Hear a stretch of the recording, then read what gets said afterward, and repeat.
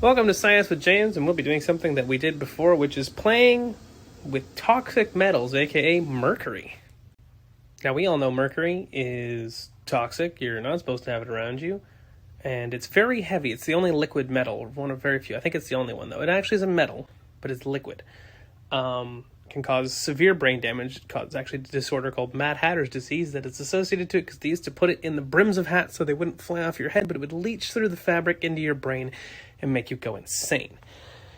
They also use it in thermostats, and that's how I ended up with 5 pounds of liquid mercury for balancing thermostats.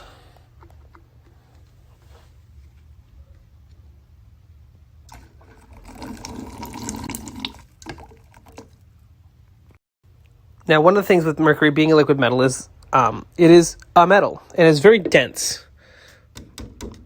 This is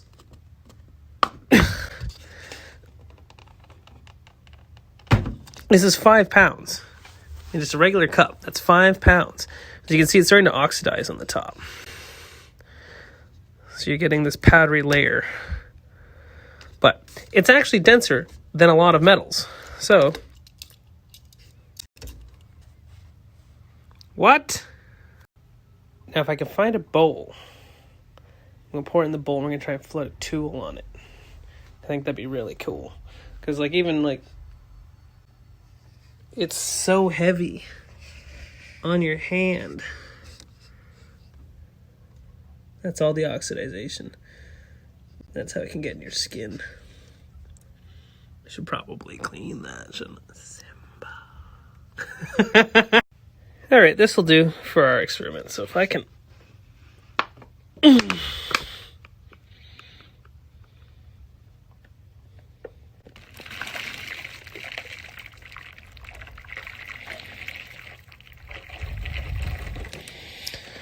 There's a lot of mercury everywhere. Shit.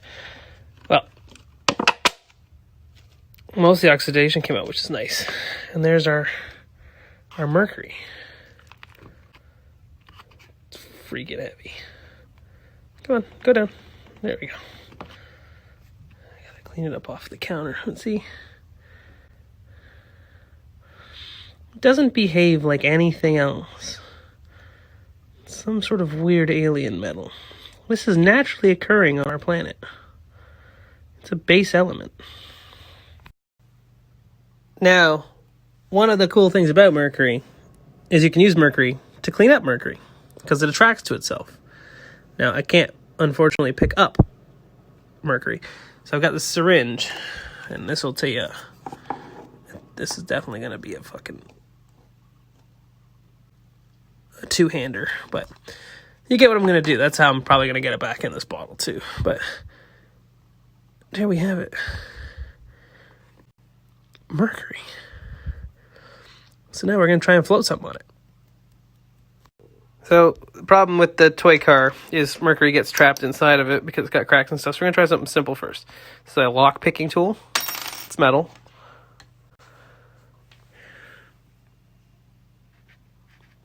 Steel. Just floating. Can't even... It just pops back up. Let's do that after. Let's try something heavy. This is a padlock.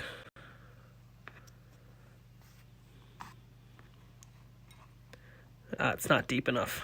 Oh, and it got in the lock. That's why. It actually fills up and sinks.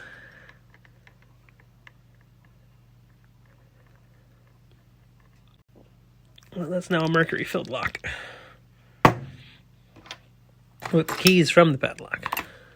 Yep. No problem. Toy car. So, the problem with the toy car is mercury gets trapped inside of it because it's got cracks and stuff. So we're going to try something simple first. It's a lock picking tool. It's metal.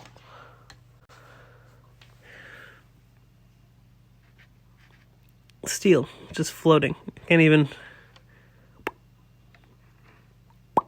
It just pops back up. Let's do that after. Let's try something heavy. This is a padlock.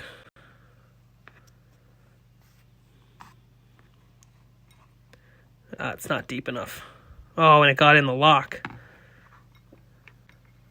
That's why. It actually fills up and sinks.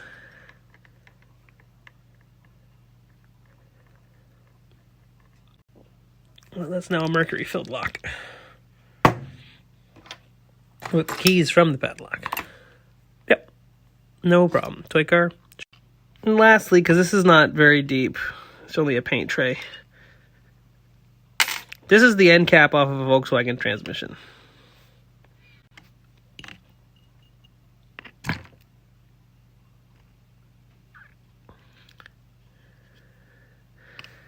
Now ain't that something?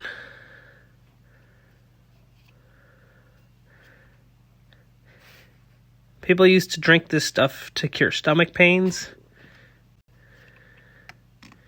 They used to think it was a magical liquid.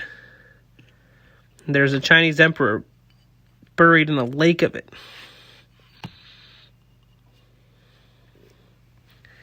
It used to help find gold, too. Mercury. Wild stuff. I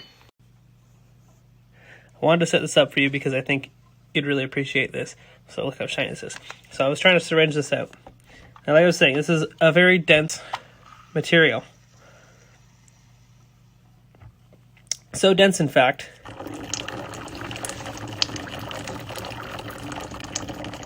it won't stay in the syringe. Without help, anyway. Pretty wild, huh?